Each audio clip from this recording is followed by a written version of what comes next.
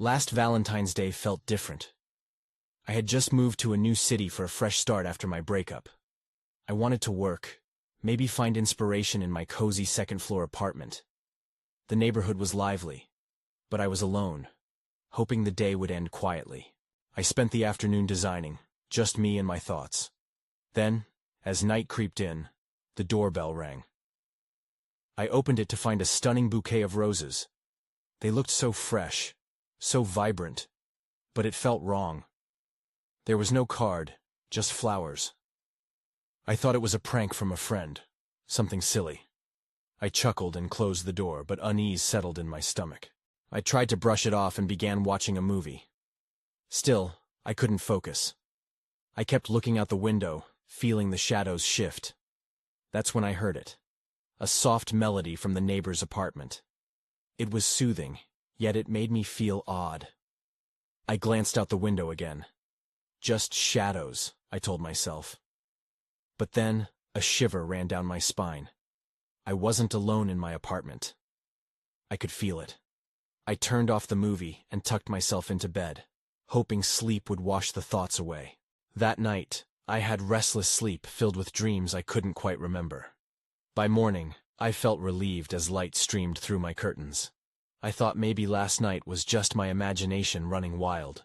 But when I opened the door to take out the trash, there it was again, the same bouquet of roses sitting on my doorstep.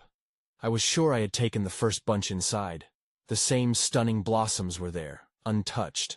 My heart raced when I found a new note tucked in. This one wasn't just a joke. It had details about me that no one else should know. Things I'd told a few close friends. My stomach twisted in knots. I thought of calling the police but hesitated. I didn't want to seem silly. What if my friends were messing with me? I found myself questioning everything. Every shadow creeping by the window felt like a threat. I shouldn't have brushed it off. As the sun dipped, the melody returned, louder this time. I glanced out the window again, and a chill settled over me. There was a figure standing by the street. He was looking right at me. I felt frozen. I couldn't see his face, but I could feel his gaze. Suddenly, before I could even breathe, he disappeared. My heart raced. Who was he? I had no answers. My cozy apartment felt like a cage. I wanted to scream, to run, but I stayed rooted to the spot. Shadows loomed large, a blanketing fear wrapping around me. This was just the beginning, and I was too scared to find out more. I spent the next morning trying to shake off the fear from the night before. I made coffee and forced myself to focus on my design work, but my mind was elsewhere. Every sound in the apartment was amplified. The hum of my refrigerator felt like a growl, and the creaks of the wooden floors sounded like whispers. When I finally worked up the courage to step outside, the air felt different. It was thick, heavy, with the weight of uncertainty. I needed to find out who was behind the roses and the notes. Maybe I could confront that shadow from last night. I decided to talk to my neighbor. Perhaps she noticed something strange. Her name was Carla, and she was an older woman with a warm smile. I knocked on her door and felt a momentary rush of hope. But when she opened it, her eyes filled with concern. "Is everything okay?" she asked, and my heart sank. I didn't mention the flowers or my fears right away. Instead, I made small talk, asking about the music I had heard. "Oh, that's just me playing the piano sometimes. I hope it didn't bother you," she said, her face softening. I felt relieved, but still uneasy. After a few more minutes, I finally decided to dive in. "Have you seen anyone strange around here lately?" I asked, my voice barely above a whisper. Carla frowned, squeezing her eyes shut for a moment, as if trying to remember something. "I did see a man hanging around last week. Tall, dark hair. He looked off." My stomach dropped.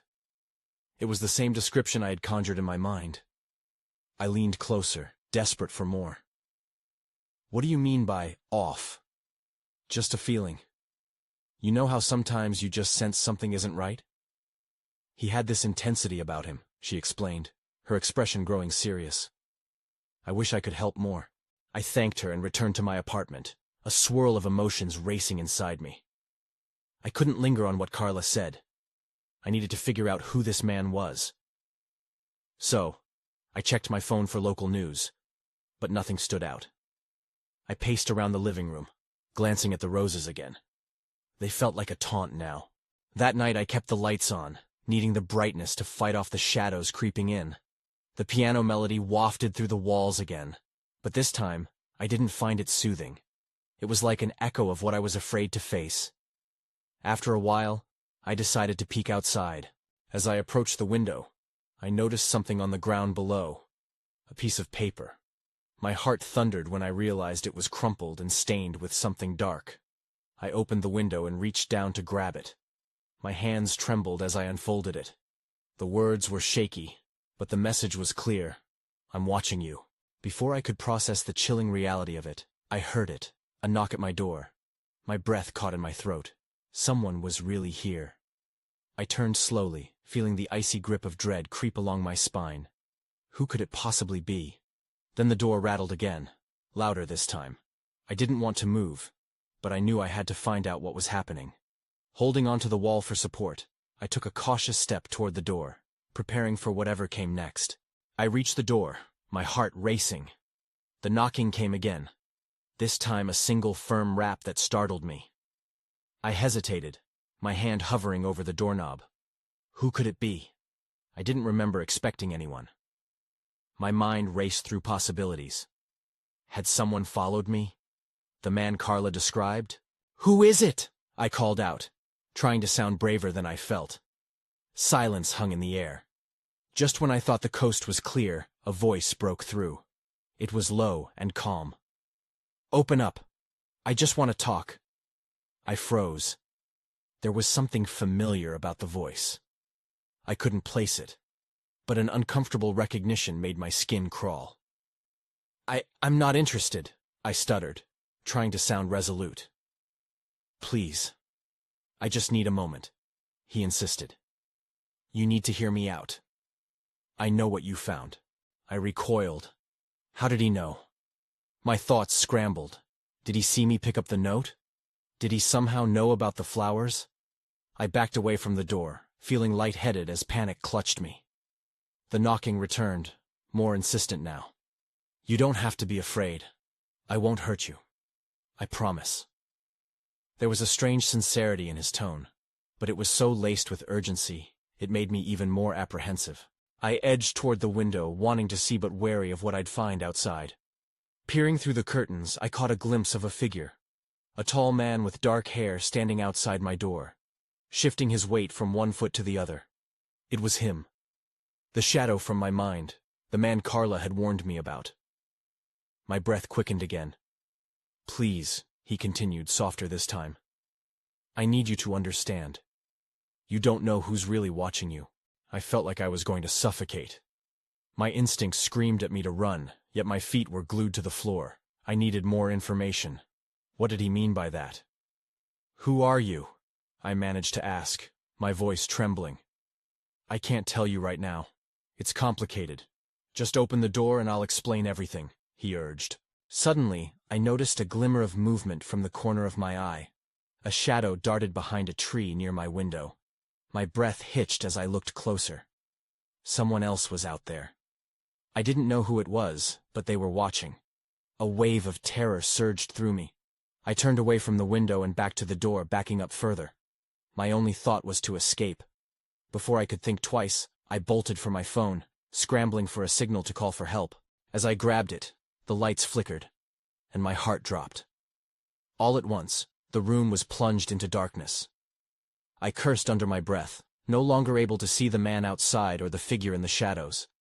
I fumbled frantically with my phone, desperate to find a flashlight and illuminate the encroaching dread. That's when I heard it. An ominous creaking sound, like footsteps on the old wooden floorboards. Someone else was inside. The floor creaked again, followed by a faint shuffle. My heart raced as I spun toward the sound, my phone clutched tightly in my hand. I desperately pressed the button to turn on the flashlight, but my hands were shaking too much. "Who's there?" I called out, my voice barely rising above a whisper.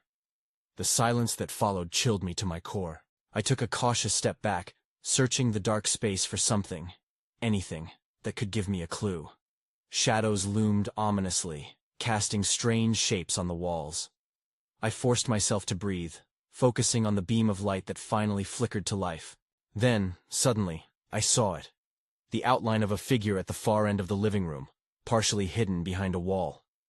I felt a surge of adrenaline. It wasn't the man at the door, but it was just as terrifying. Fear tightened my throat as I stood frozen, the light trembling in my grip. "Show yourself!" I shouted, trying to inject some courage into my voice. If I sounded brave, maybe I wouldn't fall apart. Slowly, the figure stepped into the light. A woman emerged, hair falling over her face, her clothes disheveled. I didn't recognize her.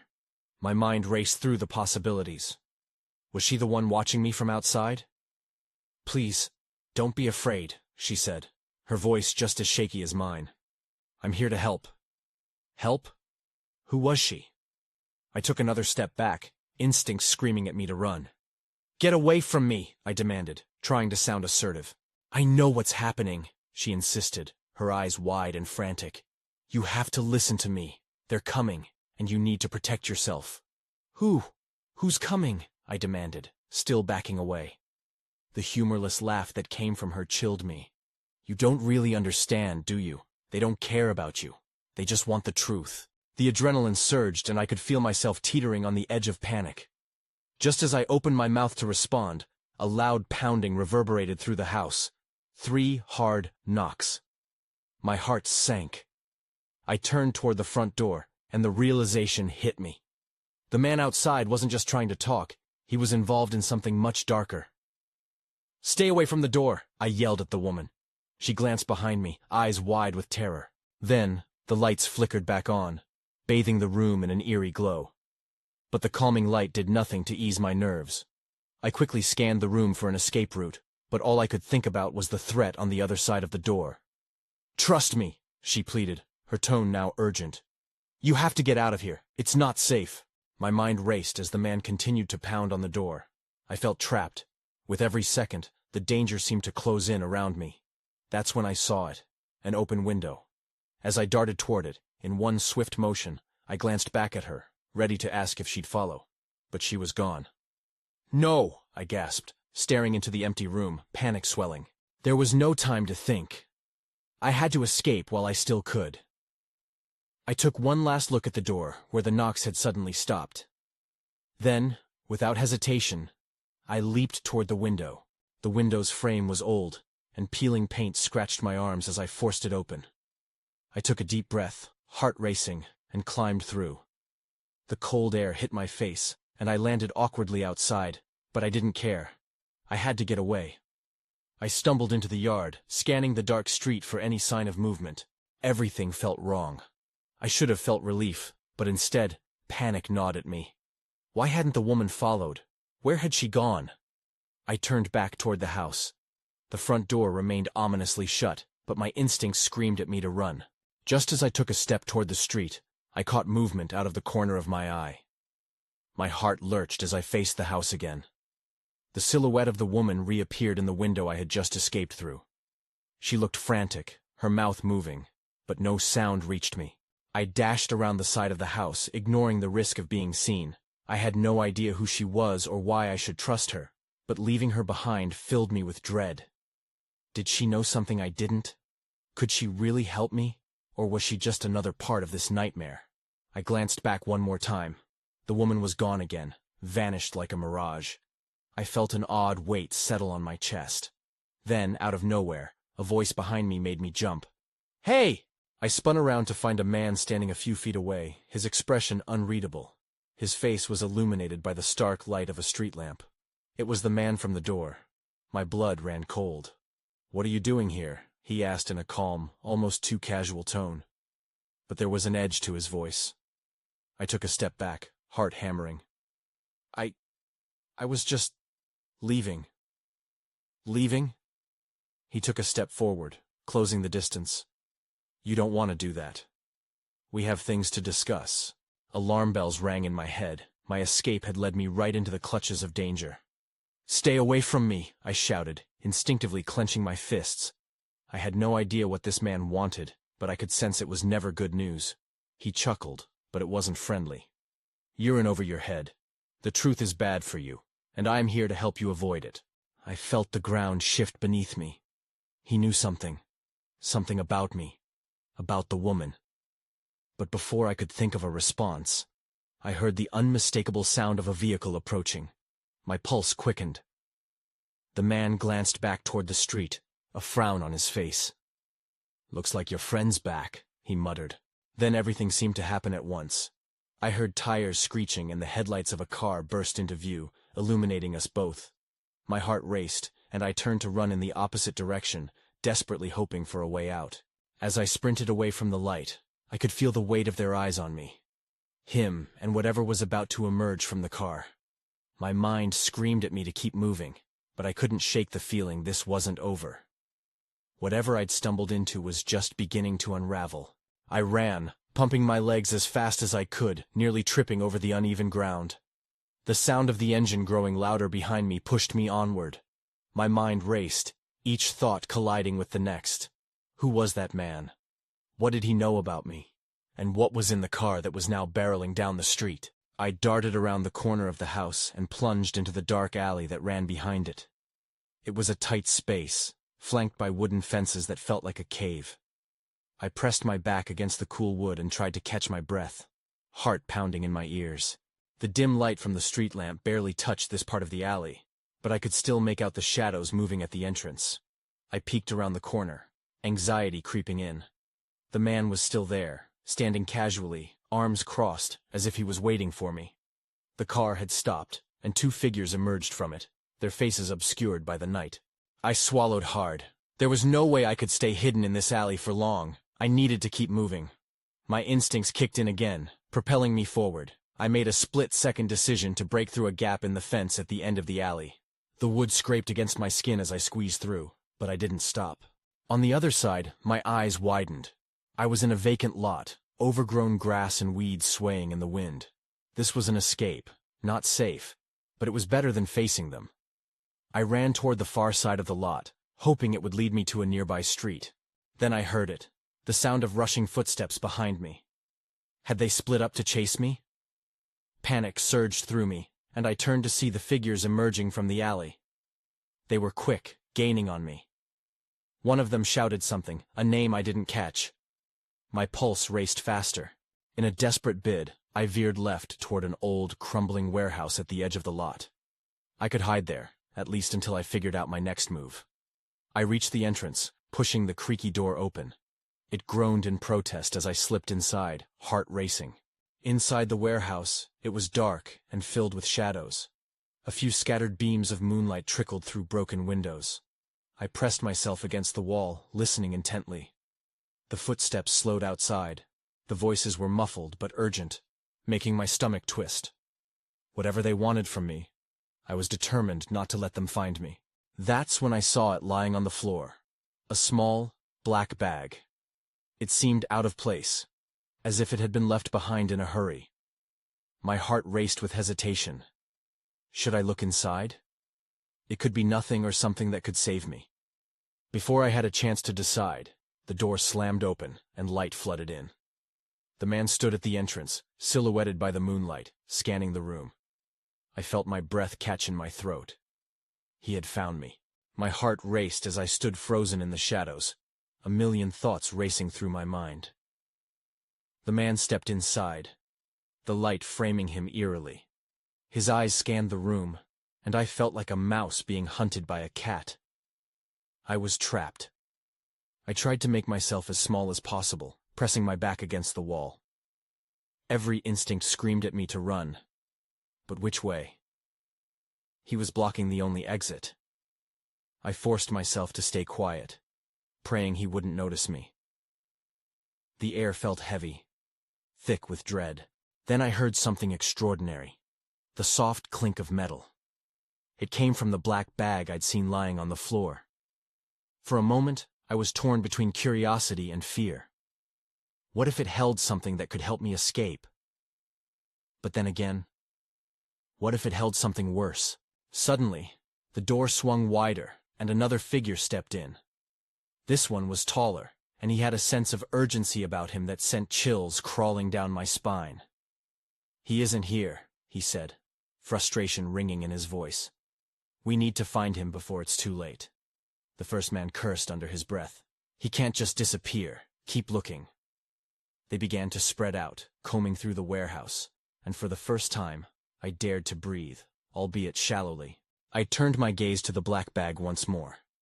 As I did, I noticed it was slightly open, just enough for me to see the edge of something shiny. My legs trembled as I silently crept toward it, hoping the noise of their search would drown out my movements. I knelt by the bag and pulled it closer. Inside, I found a sleek, metallic device that looked like a small tablet. It was unlike anything I had seen before. I hesitated, glancing back at the men. They were still searching the corners of the warehouse. But how long would that last? My curiosity won. I opened the device. A single bright light flashed on, illuminating a map filled with various locations. My heart dropped when I realized it contained coordinates. Coordinates that seemed to lead to places I recognized. They were all linked to me in one way or another. Before I could process it fully, the taller man shouted, "He's nearby! We need to move!" My stomach twisted. I quickly tucked the device under my shirt, hoping it wouldn't be too obvious. I crawled slowly and quietly towards the back of the room, trying to keep my breathing steady. I couldn't stick around here any longer. The men knew something, and whatever it was dangerous. As I edged closer to the back wall, a loud crash erupted from the front of the warehouse. I turned just in time to see a third figure burst in through an unkempt entrance. My heart dropped. He wasn't just a stranger. He looked familiar. I recognized him. The one who had been following me for weeks. Suddenly, everything I thought I knew tangled into confusion. I needed a way out. They were all closing in, and I had to decide quickly. My pulse hammered in my ears as I spotted a narrow window in the back, just out of sight, possibly my only escape route. With one deep breath, I took off, clawing at the wall to get to that window. But it wasn't just the men I had to worry about anymore. I could feel eyes on me. The last thing I wanted was to be cornered again. Just as I lunged for the window, I heard a voice call out my name. "Wait!" That was when everything went dark. I came to with a jolt. My surroundings were blurry, and my head throbbed. I pushed myself up from the cold floor, panic swirling in my chest. I looked around, disoriented. The warehouse was quiet now, save for the faint sound of shuffling feet in the distance. The men were still here, but I didn't see them. The window I had aimed for was just above me, too high to reach without something to climb on. I needed to act quickly. My heart beat loudly in my ears as I looked around for anything I could use as a boost. Then I saw it, a stack of crates in the corner. I moved quickly, every step feeling like a risk. I climbed on top of the crates, adrenaline pushing me to move faster. With one last effort, I reached up to the window and pushed it open. It creaked loudly, and my stomach twisted at the noise. Suddenly, a voice came from behind me. "Where do you think you're going?" It was the man who had been searching the room, the one who looked so urgent. He had found me. I scrambled to pull myself through the window, but he was faster. His hand shot out, gripping my ankle. I kicked and twisted, trying to escape his grasp. The last thing I wanted was to be pulled back inside. "Let go!" I shouted, panic creeping into my voice. His grip tightened, but then I heard a loud crash behind me. The crates toppled over, and I felt the sudden shift of weight. The man lost his balance, just for a moment, and that was all I needed. I kicked hard and broke free, tumbling outside into the cold night air. I landed hard on the pavement outside, but I didn't stop to catch my breath. The warehouse loomed behind me, dark and foreboding, and I could hear footsteps rushing to the door. I forced myself to scramble to my feet and sprint down the alley. I made it a few blocks before I finally slowed down, my lungs burning. I didn't know where I was heading, but I couldn't stay there. I needed to find a safe place, and I still clutched the metallic device tightly against my chest. Whatever this thing held, it might be the key to understanding what was happening. Just as I caught my breath, my phone buzzed in my pocket. I pulled it out to see a message pop up on the screen. It was from a blocked number, and the words sent ice through my veins. "You can't escape your past. We will find you." My hands trembled as I stared at the message, dread pooling inside me. I was far from safe. I took a deep breath, forcing myself to think straight. I needed answers, and fast. I needed to understand why they were after me before I could think of my next move. But before I could formulate a plan, I heard footsteps behind me. Someone was coming. My heart dropped again. Whoever it was, they wouldn't give up that easily. I quickly ducked into a dark alley, hoping to disappear before they could spot me. The alley was tight and suffocating, the air thick with the smell of garbage. I pressed myself against the cold, damp wall, listening intently. The footsteps grew louder, echoing on the pavement, and I braced myself for the worst. I fumbled with my phone again, desperate for something, anything that could help. I took a quick glance at the map, trying to find familiar streets, but my heart sank when I saw the dot marking my location. I was completely off the grid. Panic surged through me, urging me to move even though my mind screamed for me to stay hidden. Suddenly, the footsteps stopped. I held my breath, straining to hear. Then, just as quickly, the sound began again, this time at the mouth of the alley. The shadow of a figure appeared against the dim light from the street. My heart raced as I crouched lower, praying they wouldn't notice me. "I know you're there," the voice called, deep and steady. It sent chills down my spine. I recognized it from earlier. The urgency that had pushed the man to find me was now replaced with cold certainty. "You can't hide forever." I held still, trying to make myself invisible. I wasn't sure how long I could stay like this, my muscles tightening with every second of silence. Just then, I noticed a pair of headlights appearing down the street. A car was approaching, its presence my only hope. If I could just wait it out. "Enough games!" the man shouted, and I winced at the sudden violence in his voice. He stepped forward, moving deeper into the alley. I had to do something. I glanced around, frantically searching for an escape route. The alley stretched on, but there were other shadowy openings farther along. I could make it. I just needed to be quick. As the headlights grew brighter, I shoved myself off the wall and bolted past him. He shouted, "Hey!" But I didn't look back. I sprinted toward the end of the alley, the sound of the engine thrumming louder in my ears. Just as I reached the exit, I turned and spotted the car, a black sedan moving in my direction. My heart sank. It didn't look inviting. The sedan slowed, but my fear fueled my legs as I ran past it and into the street. The driver's door opened, and I heard the man shout again from the alley, "Get her!" I risked a glance back but only saw my pursuer running forward. The driver looked at me, and I saw the fear in his eyes. "Get in!" he yelled. I hesitated only for a second before diving into the car. The door slammed shut behind me. The driver didn't waste a moment. He hit the gas, and I felt the car lurch forward. "Who are you?" I gasped, trying to catch my breath. "Just a friend," he replied tersely, glancing at me. "We need to talk, now." Before I could ask more, a sharp noise filled the air.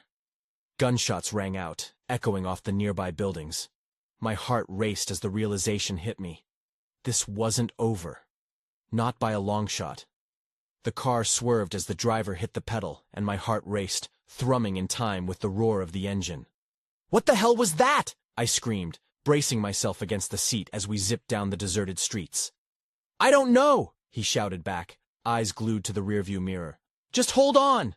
Each gunshot sent jolts of terror through me, and I risked a glance back. The man from the alley was gaining, running as fast as he could, flanked by the two figures that had emerged from the car earlier. It felt as though the shadows from my life had coalesced into this moment, haunting and relentless. The vehicle felt like a flimsy barricade against the chaos. "Are you hurt?" my driver asked, his concern cutting through the madness. "No, but I could use a little less of all of this." I gestured wildly at the scene unfolding behind us. "Just stay low," he instructed, and I felt something flip inside of me.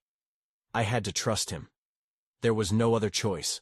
Ahead, bright lights from street lamps flickered, illuminating our path. The driver cared only about getting us out of this mess, and not where we were headed.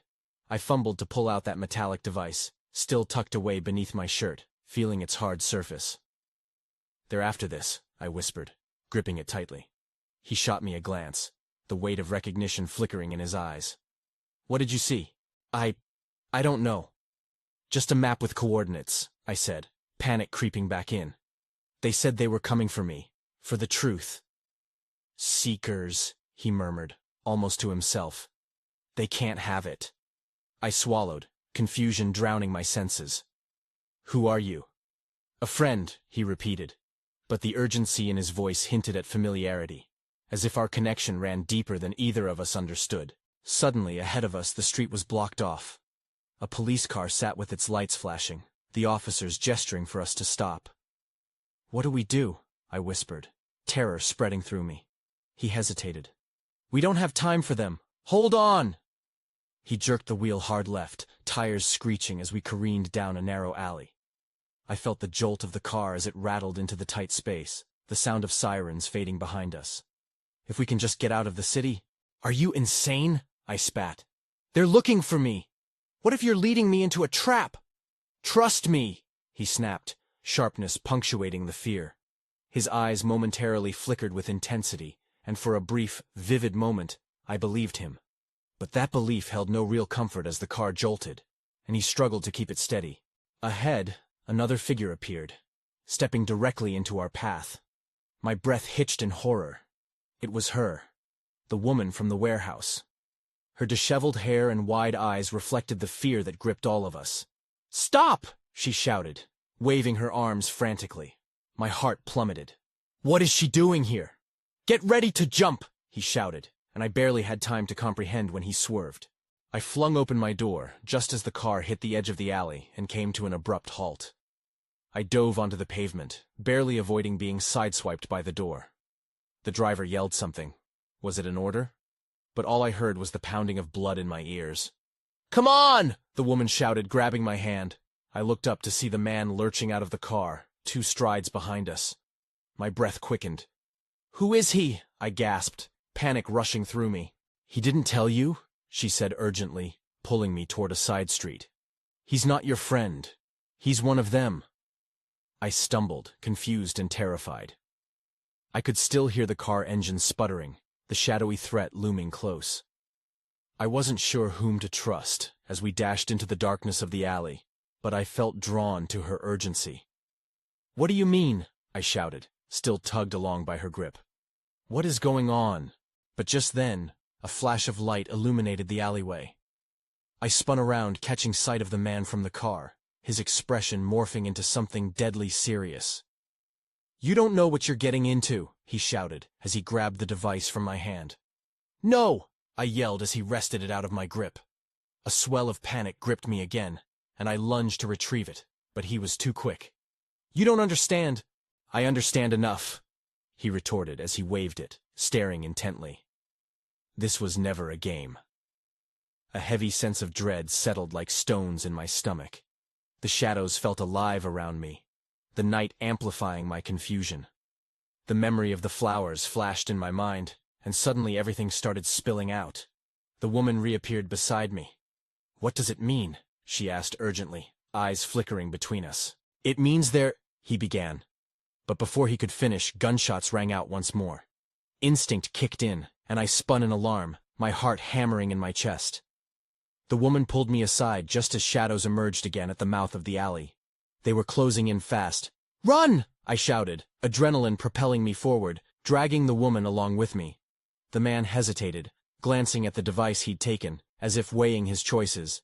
We dashed into the gritty maze of alleyways, the sound of footsteps echoing behind us, and I felt the claustrophobia of uncertainty press against my chest. But through the chaos, I knew one thing for certain. Whatever was happening, it was far from over. And even if I escaped tonight, the truth would eventually find me. Of that, I was sure. I still think about it sometimes. The choices I made. I moved to another city shortly after, seeking refuge from the shadows I'd encountered. But sometimes I wonder if those unseen, watchful eyes still linger. If there's a reckoning waiting to unveil itself. But mostly, I try not to think about it. Whatever the truth is, I know it's lurking just beneath the surface, ready to unravel at any moment.